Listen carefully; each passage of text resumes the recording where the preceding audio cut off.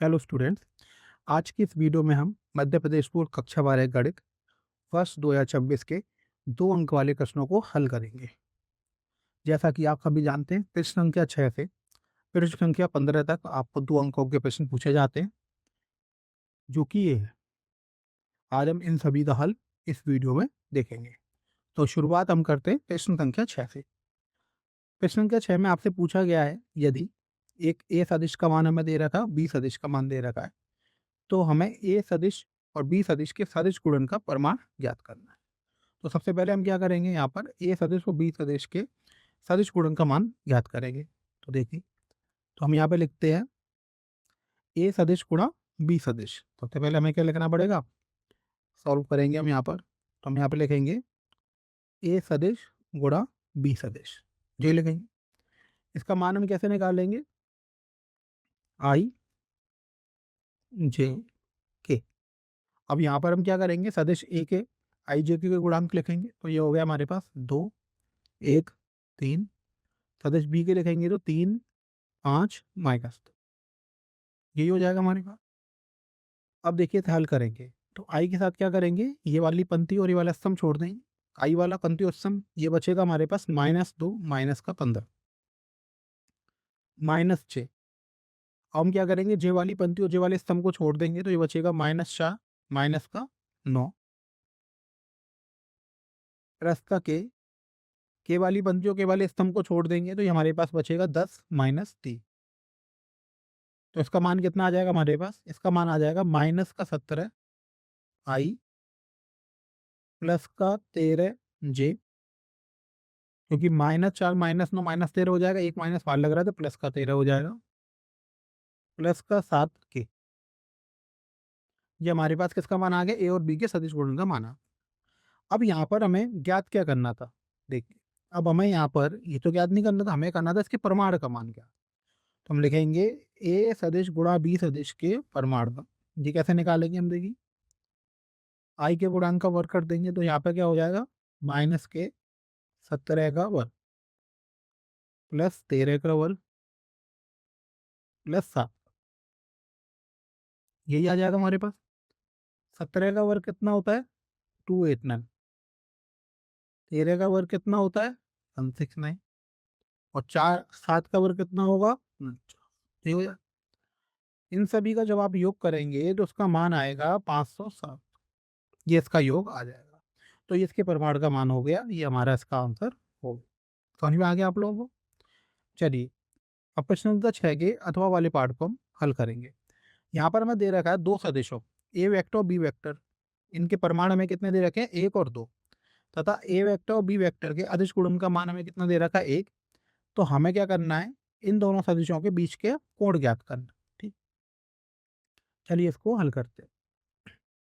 अब हम यहाँ पे क्या करते हैं, माना इन दोनों के बीच का जो कोण है उसको मान लेते हैं कि कोण जो है वो थीटा है। कोण कितना है, थीटा।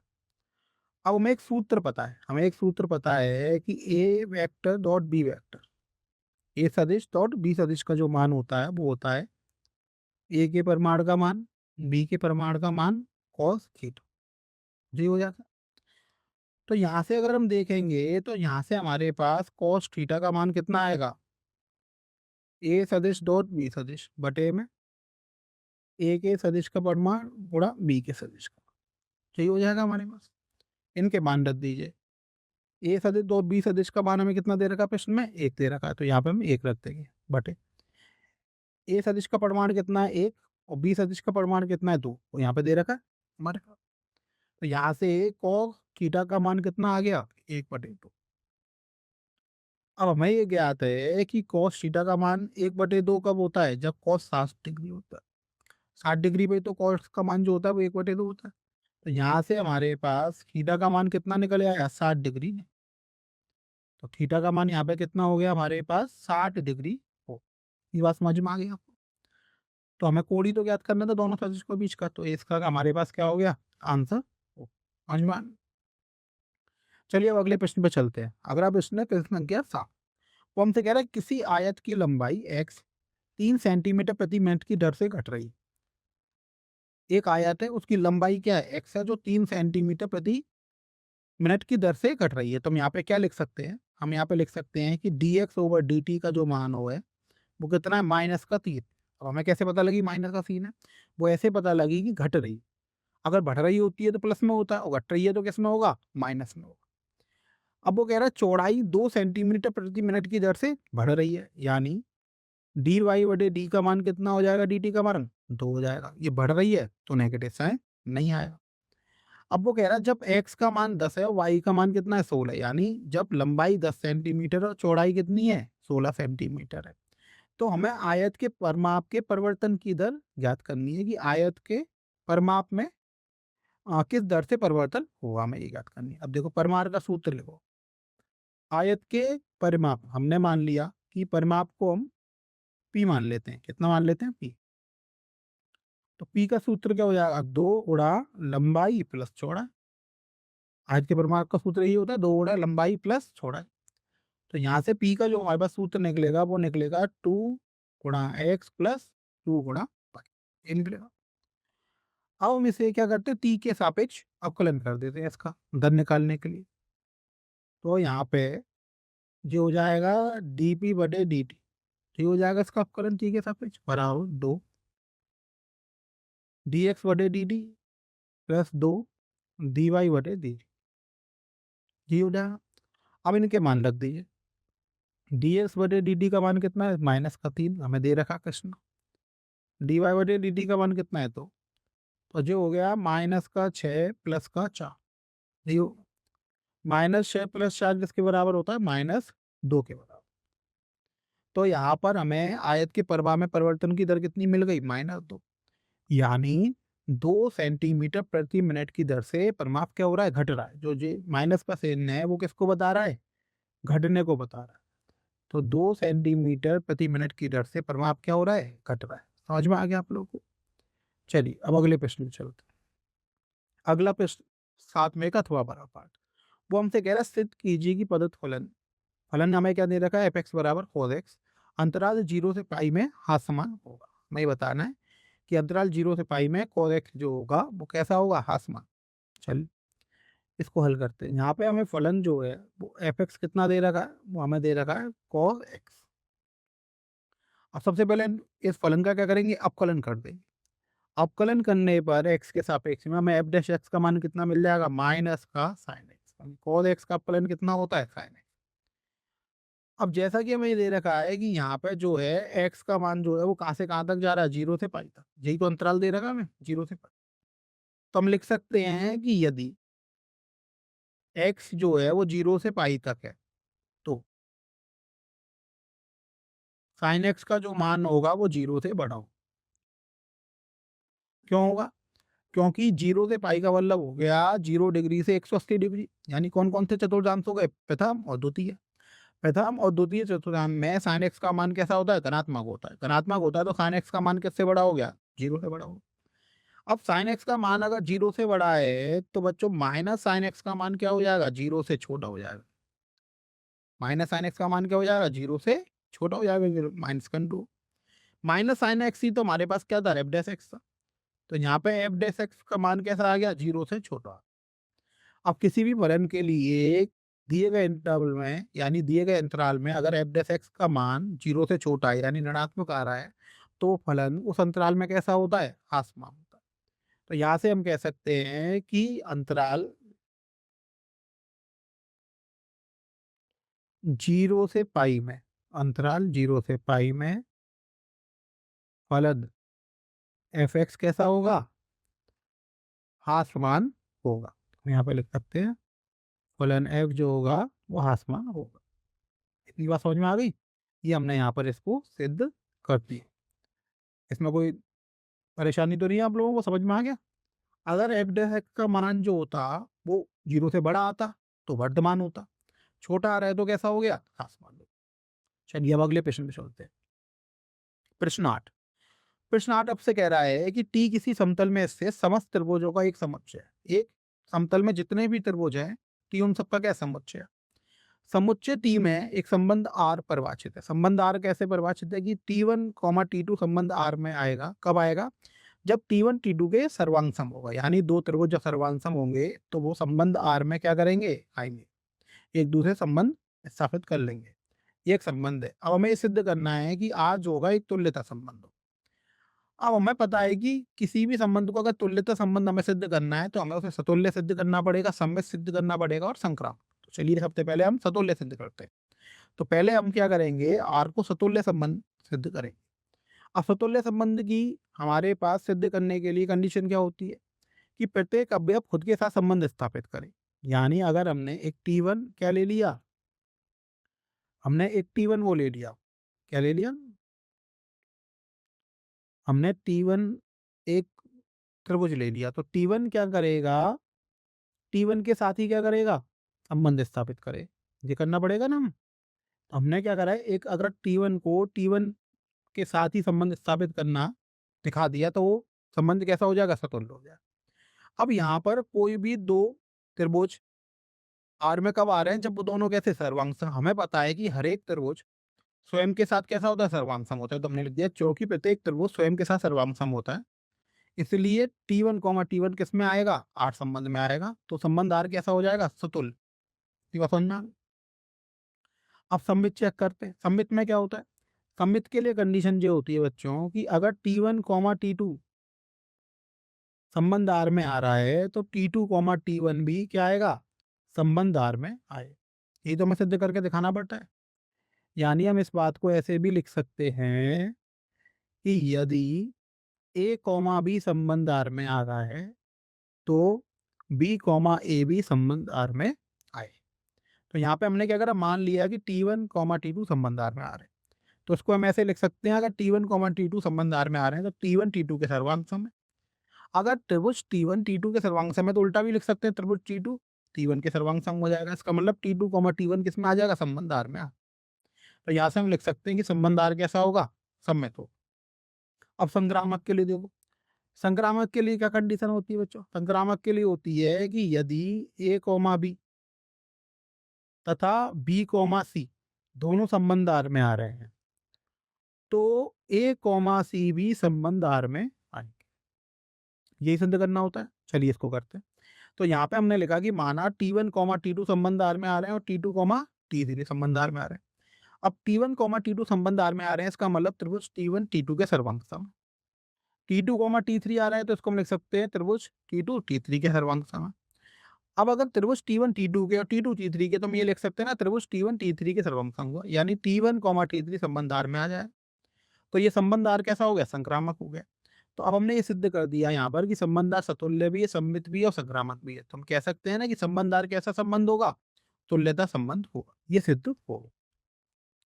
चलिए हम इसके अथवा वाले पार्ट को देखते हैं, प्रश्न संख्या 8 के।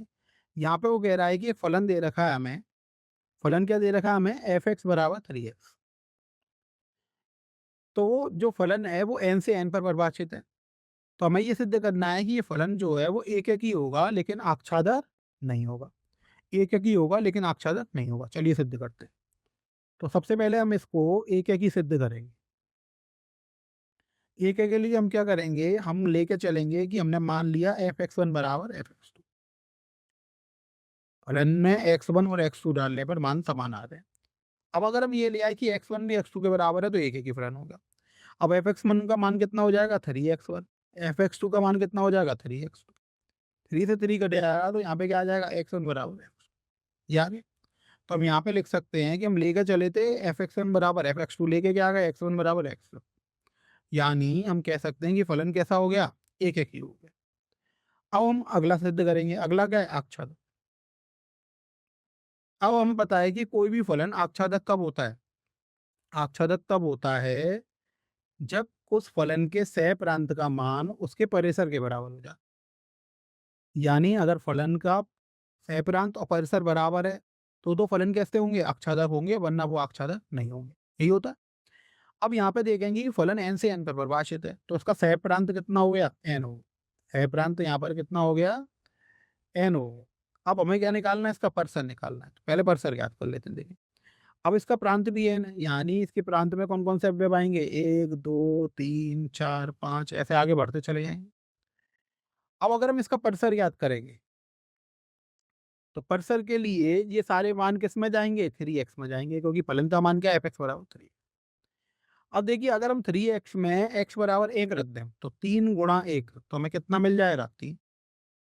अब 2 रख दें तो 3 गुणा 2 हमें क्या मिल जाएगा, 6।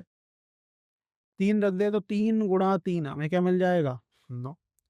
यानी 3 के पहाड़े में जो बोले 3, 6, 9, 12, 15, 18 ऐसे आगे बढ़ता चला जाएगा। तो इसके परसल में हमें 3 के गुणज मिल जाएंगे। अब क्या इसके परसल में कभी 1 और 2 मिलेगा, नहीं मिलेगा। अगर हम 3x चाहें कि 1 के बराबर हो जाए तो कब होगा, जब x a/3 रखा जाएगा। लेकिन x 1/3 तो उसके प्रांत में ही नहीं है, तो वो तो रखा ही नहीं जा सकता। यानी यहाँ पे 1, 2 कभी नहीं मिलेगा, फिर 4, 5 कभी नहीं मिलेगा। ऐसे बहुत सारे जो अवयव हैं जो प्रांत उसके परिसर में है, हाँ तय प्रांत में है, लेकिन परिसर में वो हमें नहीं मिलेंगे। तो इसके परिसर जो हो जाएगा वो 3 के गुणज हो जाएगा। तो यहाँ पे हम लिख सकते हैं कि इसका परिसर क्या हो जाएगा, 3, 6, 9 ऐसे। तो क्या सह प्रांत परिसर बराबर है, नहीं है। तो ये फलन आच्छादक होगा, नहीं होगा। तो ये हमारा सिद्ध हो गया कि ये फलन कैसा नहीं है, आच्छादक नहीं। हम यहाँ पे लिख सकते हैं कि f(x) आच्छादक नहीं। समझ में आ गया आप लोगों को? तो ये हमारे पास सिद्ध हो। चलिए अब अगले प्रश्न की तरफ चलते हैं। प्रश्न के 9। प्रश्न 9 हमसे क्या कह रहा है, एक फलन है f(x) बराबर sin cos x।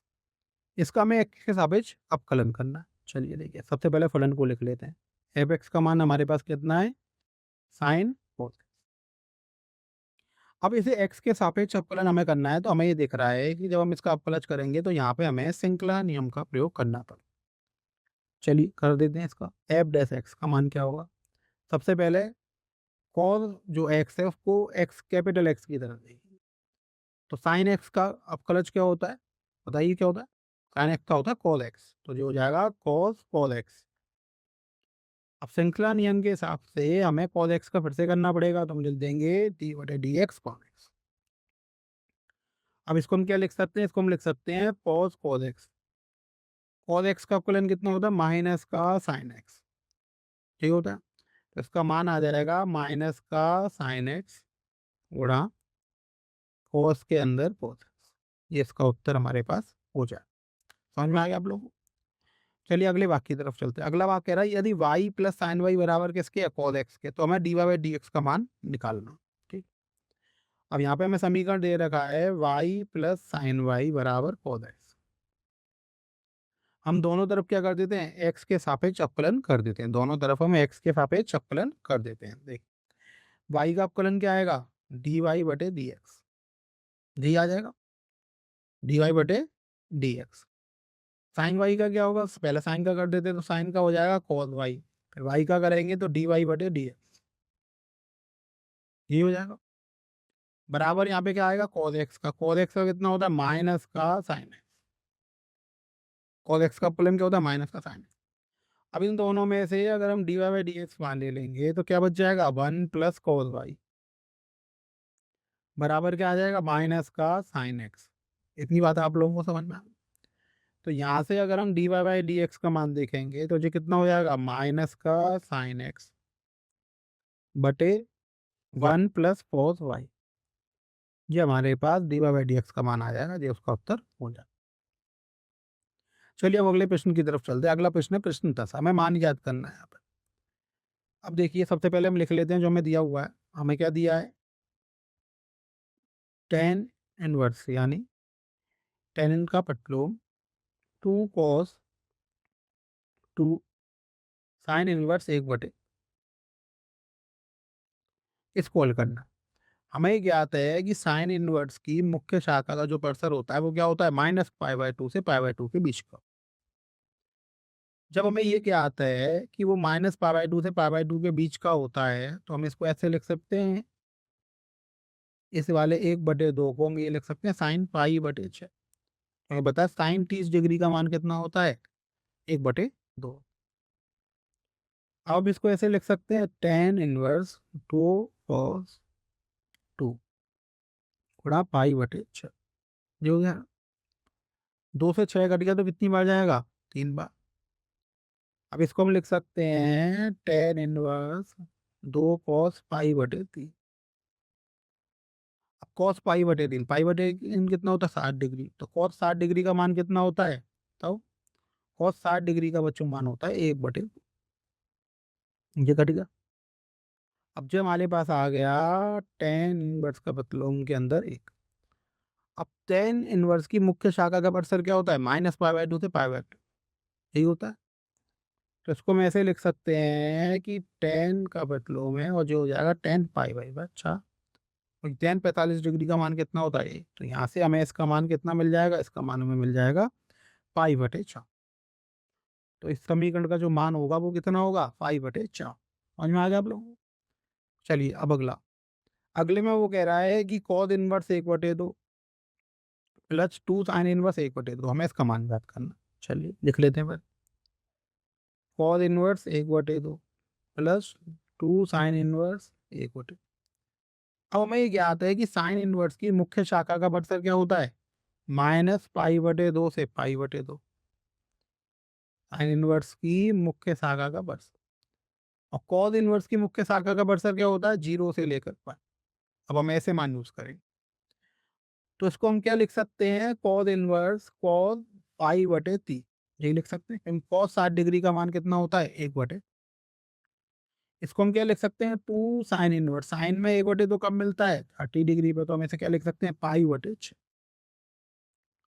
यहाँ से इसका मान कितना आ जाएगा, π/3 प्लस 2 गुणा, ये कितना हो जाएगा, π/6। 2 से 6 कितनी बार चला गया, 3 बार, तो π/3 प्लस π/3 कितना हो गया, 2π/3। तो ये हमारे पास इसका उत्तर निकल कर आ, समझ में आ गया आप लोगों को। चलिए अब अगले प्रश्न की तरफ चलते हैं। अगला प्रश्न हमसे क्या करा है, एक वृत्त की त्रिज्या 0.7 सेंटीमीटर प्रति सेकंड की दर से बढ़ रही है, त्रिज्या बढ़ रही है। तो हम यहाँ पे लिख सकते हैं, जो हमने दे रखा है dr/dt का मान, अगर हम त्रिज्या को r मान लें तो dr/dt का मान कितना हो जाएगा, 0.7। वो कह रहे हैं इसकी परिधि की वृद्धि की दर क्या होगी जब r का मान कितना होगा, 4.9 सेंटीमीटर। अब हमें इसकी परिधि की वृद्धि की दर ज्ञात करनी है। ठीक, अब देखो यहाँ पे जो है वो एक वृत्त दे रखा है, वृत्त की परिधि कितनी होती है, वृत्त की परिधि कितनी होती है, तो अगर हम परिधि को सी मान लें तो सी का सूत्र कितना हो जाएगा, 2πr, जी हो जाएगा परिधि। अब इसे हम टी के सापेक्ष क्या करेंगे, इसका अवकलन कर देंगे, क्योंकि हमें दर निकालनी है। तो dc/dt का मान हो जाएगा 2πdr/dt, जी हो जाएगा। dr/dt का मान हमें दे रखा है, कितना दे रखा है, 0.7, तो इसका गुणा यहाँ पर इसमें हो जाएगा, तो जो हो जाएगा 1.4 पाई सेंटीमीटर प्रति सेकंड। तो ये क्या आ जाएगा, दर आ जाएगी वृद्धि की। अपन वहाँ की पॉजिटिव है तो वृद्धि हो रही होगी। तो ये प्रश्न का क्या हो गया, हल हो गया, इतना ही करना था। चलिए इसके आगे वाले भाग को देखते हैं, अथवा वाले को, 11 वाले के। अथवा वाले भाग हमसे कह रहा है, दिखाइए कि प्रदत्त फलन f(x) बराबर x3 minus 3x2 plus 4x, जहाँ पर x संख्या रेखा पर आ रहा है r पर, तो वो वर्तमान फलन, हमें ये दिखाना है कि फलन कैसा वर्तमान है। चलिए अभी हमने देखा था कोई भी फलन वर्तमान या आसमान कब होता है, ये डिपेंड करता है कि उसके f' का मान क्या है। अगर f' का मान 0 से बड़ा है तो वो वर्तमान होगा, 0 से छोटा है तो वो हास्यमान, यही तो होगा। तो देखिए f(x) बराबर हमें दे रखा है x3 माइनस 3x2 प्लस 4। अब हम क्या करेंगे, इसका अपकलन कर देंगे, तो f' कर दिया हमने x के साथ, तो जो हो जाएगा 3x² माइनस 3 दूनी 6x प्लस 4, जी हो जाएगा। इसको हम ऐसे लिख सकते हैं 3x² minus 6x plus 3 plus 1, 4 को हम 3 प्लस 1 लिख सकते हैं। अब अगर हमने इसमें से 3 बाहर ले लिया तो x² minus 2x plus 1, x² minus 2x plus 1 ऐसा लिख सकते हैं। ये हमारे पास बन गया 3x माइनस 1 का वर्ग प्लस 1, ये किसका मान आ गया, f' का मान। अब हमें पता है कि किसी भी संख्या का वर्ग का मान हमेशा कैसा होता है, धनात्मक होता है। अगर हम इसमें गुणा कर देंगे 3 का तो भी धनात्मक रहेगा, और अगर हम इसके मान में 1 जोड़ देंगे तो इसका मान हमेशा 1 से बड़ा हो जाएगा। अब 1 से बड़ा हो जाएगा तो 0 से बड़ा तो रहेगा ही जाए। तो हम यहाँ पे कह सकते हैं कि यहाँ पे f' का मान किससे बड़ा है, 0 से बड़ा है। अब f' का मान अगर 0 से बड़ा है तो इसका मतलब हो गया कि फलन कैसा हो गया, वर्धमान हो। क्योंकि कोई भी x का मान डाल दो संख्या रेखा से तो ये हमेशा 0 से बड़ा ही आएगा, तो फलन कैसा हो गया, वर्धमान हो गया। यही हम सिद्ध करना था, तो ये सिद्ध हो गया। इतनी बात समझ में आ गई। तो आप यहाँ पे लिख सकते हो कि अतः S बिलोंग्स टू R पर फलन f वर्धमान है। ये इसका उत्तर हो जाए। आगे आप लोगों को समझ में। चलिए अब अगले प्रश्न की तरफ चलते हैं। प्रश्न बार वो हमसे क्या कह रहा है, सदिश हमें ए वेक्टर ए सदिश दे रखा है आई माइनस टू जे, लिख लीजिए। ये सदिश का मान यहाँ पे कितना है, आई माइनस टू जे के अंदिश एक ऐसा सदिश ज्ञात कीजिए जिसका परिमाण 7 इकाई। अब हमें इसके अंदिश एक ऐसा सदिश ज्ञात करना है जिसका परिमाण कितना हो, 7 इकाई। तो हम सबसे पहले इसका मात्रक सदिश ज्ञात करेंगे। तो मात्रक सदिश क्या होता है, ए सदिश बटे ए सदिश का परिमाण, जी हो जाएगा। यहाँ पे ए सदिश हमारे पास कितना है, आई माइनस टू जे। इसका परिमाण निकाल लीजिए। परिमाण आई के गुणांक का वर्ग 1 का वर्ग, जे के गुणांक का वर्ग तो माइनस 2 का, जी हो जाएगा। तो ये हो जाएगा 1/रूट के अंदर 5, क्योंकि 1 ही आएगा और 2 का वर्ग कितना होगा, 4, 1 और 4 कितना हो गया, 5। आई माइनस टू जे, ठीक हो जाएगा। अब मैं कितने परिमाण वाला चाहिए, 7 इकाई वाला, तो इसमें किसका गुणा हो जाएगा, 7। यानी हम ये कह सकते हैं कि अभीष्ट सदिश जो होगा वो किसके बराबर होगा, 7 गुणा ए के मात्रक सदिश के बराबर हो जाएगा। तो जो हो जाएगा 7/रूट के अंदर 5 आई माइनस टू, जी हो जाएगा। अंदर गुणा कर दीजिए तो ये हो जाएगा 60/रूट के 5 आई माइनस 14/रूट में 5 जी। तो ये हमारे पास क्या आ गया, अभी सदिश आ गया जो हमें चाहिए था, ये उसका उत्तर हो गया। समझ में आ गया आप लोगों को। चलिए अब इसके और वाले भाग को देख। और वाला भाग कह रहा है कि यदि सदिश ए और बी त्रिभुज की संलग्न भुजाओं को निरूपित करते हैं, यानी एक त्रिभुज हम मान लेते हैं, तो त्रिभुज की संलग्न भुजाओं यानी ये वाला ए सदिश हो गया, ये वाला बी सदिश हो गया, निरूपित करते हैं, तो त्रिभुज का क्षेत्रफल हमें ज्ञात करना। तो जब भी दो सदिश त्रिभुज की संलग्न भुजाओं को ज्ञात करते हैं तो उसके क्षेत्रफल का हमें सूत्र याद रखना होता है। तो उसका जो क्षेत्रफल होता है वो होता है ए सदिश और बी सदिश के सदिश गुणन का परिमाण बटे 2। तो ये इसका हमारे पास क्या होता है, क्षेत्रफल का सूत्र होता है। तो यहाँ पे सबसे पहले हम देखेंगे कि ए सदिश का मान हमें दे रखा है j+2 के। इसी तरीके से बी सदिश का हमें मान दे रखा है i+2j। हम क्या करेंगे, ए और बी सदिश का गुणन का मान निकालेंगे। तो हम लिख सकते हैं ए सदिश गुणा बी सदिश, जे आई जे के। अब इनके मान लिखो, पहले ए सदिश के लिखेंगे। आई तो है ही नहीं, तो आई का गुणांक क्या हो जाएगा, 0, जे का 1 के का 2। बी सदिश का लिखेंगे तो आई का 1 जे का 2 और के का क्या हो जाएगा, 0। इसको हल कर लीजिए तो आई।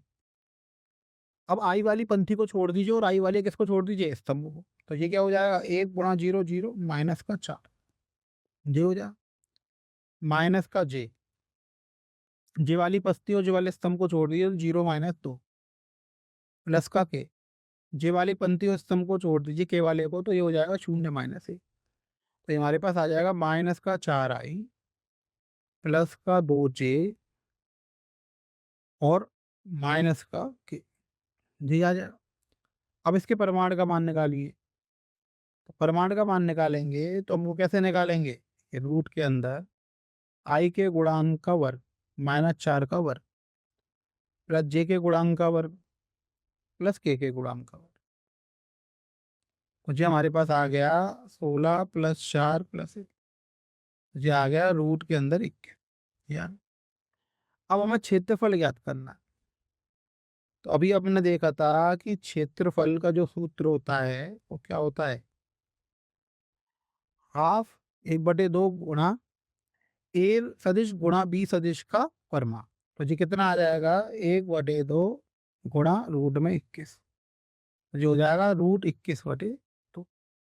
वर्ग इकाई जो भी होगी वो आ जाएगी। तो ये इसका उत्तर हो गया। समझ में आ गया आप लोगों को? चलिए अब अगले प्रश्न पे चलते हैं। प्रश्न संख्या 13। ये हमसे क्या कह रही है, यदि एक रेखा एक्स वाई तथा जेड अक्षों की धनात्मक दिशा के साथ क्रमशः 90 डिग्री, 60 डिग्री और 30 डिग्री कोण बनाते हैं, तो इसके दिक् कोसाइन हमें ज्ञात करना है। ठीक। अब देखिए, अगर कोई रेखा एक्स अक्ष के साथ 90 डिग्री का कोण बना रही है, तो हम यहाँ पे कह सकते हैं कि यहाँ पे एक्स अक्ष के साथ जो कोण हम मानते हैं वो कितना मानते हैं, अल्फा। तो अल्फा का मान कितना हो गया, 90 डिग्री। वाई अक्ष के साथ हम बीटा मानते हैं, तो बीटा का मान कितना हो गया, 60 डिग्री। जेड अक्ष के साथ हम गामा मानते हैं, तो गामा का मान कितना हो गया, 30 डिग्री। यही हो गया हमारे पास। अब हमें दिक् कोसाइन निकालने हैं बच्चों। तो दिक् कोसाइन के सूत्र आप लोगों को याद है? वो याद होने चाहिए, उसके बगैर नहीं हो पाएगा। अब दिक् कोसाइन कितने होते हैं, 3 होते हैं। कौन कौन से? एल, एम और एन। एल का सूत्र होता है कॉस अल्फा, एम का सूत्र होता है कॉस बीटा, एन का सूत्र होता है कॉस गामा। ये आपको याद। अल्फा का मान कितना है, 90 डिग्री, तो जो हो जाएगा कॉस 90 डिग्री। कॉस 90 डिग्री का मान कितना होता है, 0, तो ये 0। कॉस बीटा, बीटा का मान कितना है, 60 डिग्री, तो कॉस 60 डिग्री का मान कितना होता है, 1/। तो गामा का मान कितना है, 30 डिग्री, तो एन का मान हो जाएगा कॉस 30 डिग्री। ये कितना होता है, √3/। तो दिक् कोसाइन क्या हो गए, 0, 1/2 और √3/। ये हमारे पास क्या निकला है, दिक् कोसाइन। समझ में आ गया आप लोग को?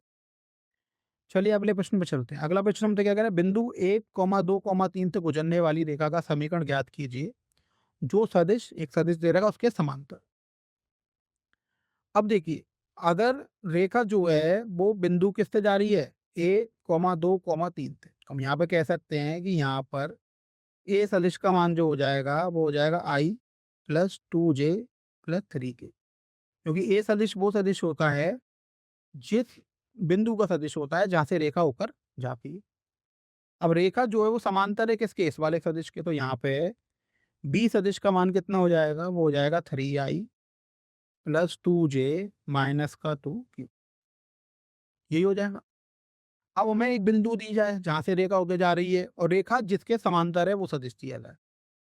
तो अब यहाँ पर अगर हम रेखा का समीकरण लिखेंगे, क्या लिखेंगे, रेखा का समीकरण।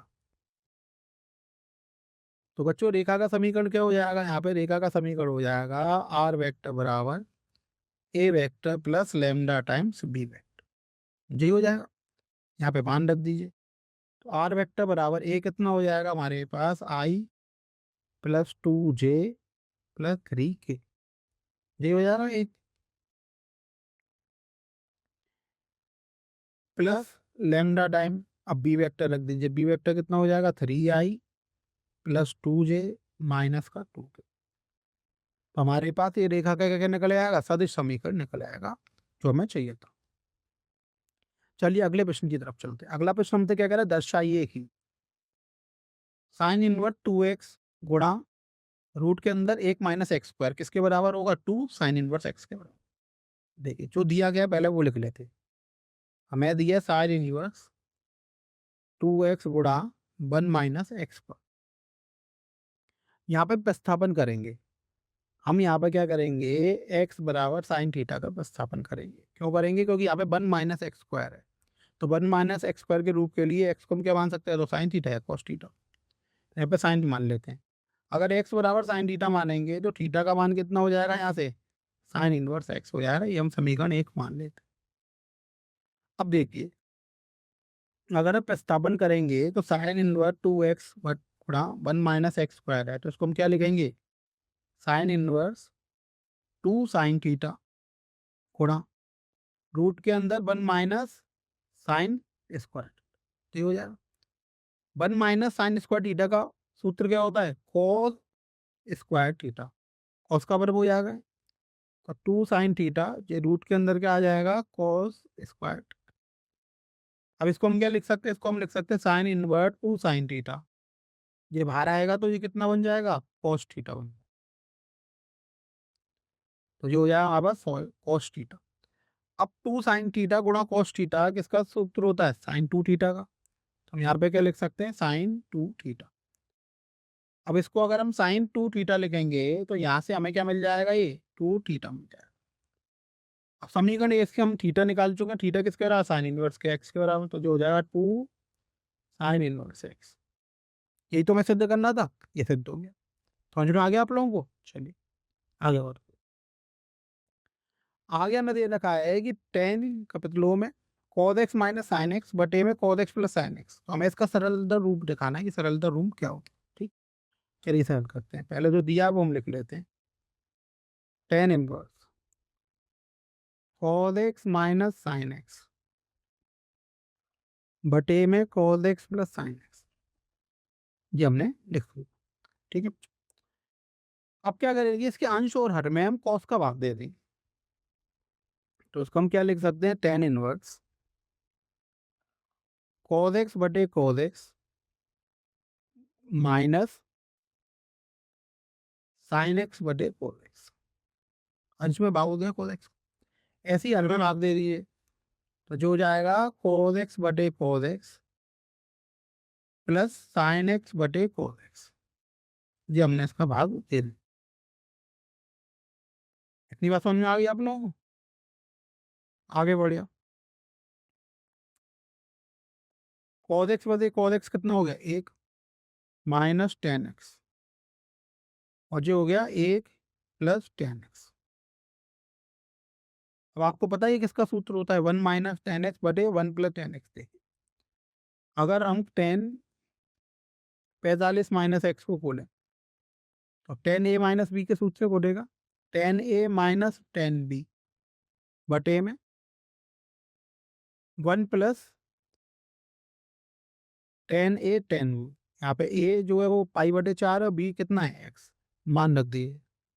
तो जो हो जाएगा वन माइनस टेन एक्स बटे में वन प्लस टेन, जी हो जाएगा। तो वन माइनस टेन एक्स बटे वन प्लस टेन एक्स की जगह हम यहाँ पे क्या रख सकते हैं, हम रख सकते हैं टेन पाई बटे चार माइनस एक्स। ये आपको याद भी रखना है, अगर ये याद है सूत्र तो बहुत अच्छी बात है, आप डायरेक्ट पुट कर सकते हैं। तो यहाँ से इसका हल क्या आ जाएगा हमारे पास, ये आ जाएगा पाई बटे चार माइनस है,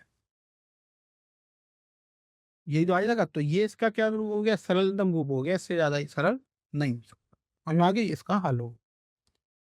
चलिए अब अगले प्रश्न पे चलते हैं। अगला प्रश्न है 15वां। ये क्या है, अवकल समीकरण, एक हमें अवकल समीकरण दे रखा है, इसका व्यापक हल ज्ञात करना। चलिए ठीक है, करते हैं।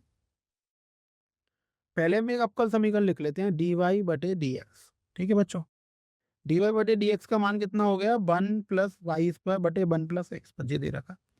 अब हम क्या करेंगे, एक्स के पद को एक तरफ कर लेंगे, वाई के पद को एक तरफ कर लेंगे। तो जो हो गया वन बटे one plus Y square D Y बराबर एक बटे one plus X square D X. अब हम दोनों साइड क्या करेंगे, समाकलन कर देंगे इनका, दोनों तरफ समाकलन। तो ए बटे वन प्लस वाई स्क्वायर का समाकलन क्या होता है, टेन इनवर्स वन, जी होता। एक बटे वन प्लस एक्स स्क्वायर का समाकलन क्या होगा, टेन इनवर्स एक्स, प्लस में क्या लग जाएगा सी। ये इसका व्यापक रूप, इतना ही तो मैं फाइंड करना था। समझ में आ गया फिर? चलिए अब अगले प्रश्न में चलते हैं। अगला प्रश्न हमसे कह रहा है सत्यापित कीजिए कि फलन, एक हमें फलन दे रखा है y बराबर e की पावर x प्लस ए, अवकल समीकरण का एक हल है। ठीक है, चलिए सत्यापित कर देते हैं। अब अवकल समीकरण में हम देखेंगे कि कोटि एक का पद है और कोटि दो का पद है। तो पहले हम इसका अपकरण कर लेते हैं। अब यहाँ पे हमें y का मान कितना दे रखा, e की घात है x प्लस एक। तो यहाँ से D Y by D X का मान कितना आ जाएगा, e की घात x। तो भी e की पावर x का अवकलन जो होता है e की पावर x होता है, एक का तो शून्य हो जाता है। तो इसको अगर हम एक का शून्य लिखेंगे तो ये e की घात x के बराबर है। दोबारा कर लेते हैं एक और बार। तो जो हो जाएगा कोटि दो का अवकलन, तो इसका मान e की घात x का करेंगे तो क्या आ जाएगा, e की घात x ही आ जाएगा। अब हमें ये सिद्ध करना है कि इसका हल है। तो हमने इसका लेफ्ट साइड ले लिया अवकल समीकरण, और ये हमारे पास ये आ गया। अब इसमें हमने क्या करा, इन दोनों के मान रख दिए। तो इसका मान जो होता वो e की और x था, और इसका मान भी कितना था, e की और x। ऐसे मान लीजिए, इसको समीकरण दो मान लीजिए, इसको एक मान। समीकरण दो से इसका मान आ गया, समीकरण एक से इसका मान आ गया। देखा, ठीक है, किसके बराबर आ गया, शून्य के बराबर, यानी किसके बराबर हो गया। तो ये इसका क्या हो गया, एक हल हो गया, ये सिद्ध हो गया। तो इसी के साथ आपके क्या होते हैं, दो अंकों वाले प्रश्न कंप्लीट हो जाते हैं यहाँ पर, जो आपके बोर्ड एग्जाम में आए थे। तो आपको ये सारे प्रश्न अच्छे से समझ में आ गए होंगे। आगे अगर कभी इसी प्रकार के ऐसे थोड़े से अलग प्रश्न आएंगे तो आप उन्हें आराम से हल कर सकते हैं। तो आज की वीडियो को हम यहीं तक रखते हैं। थैंक यू बच्चों।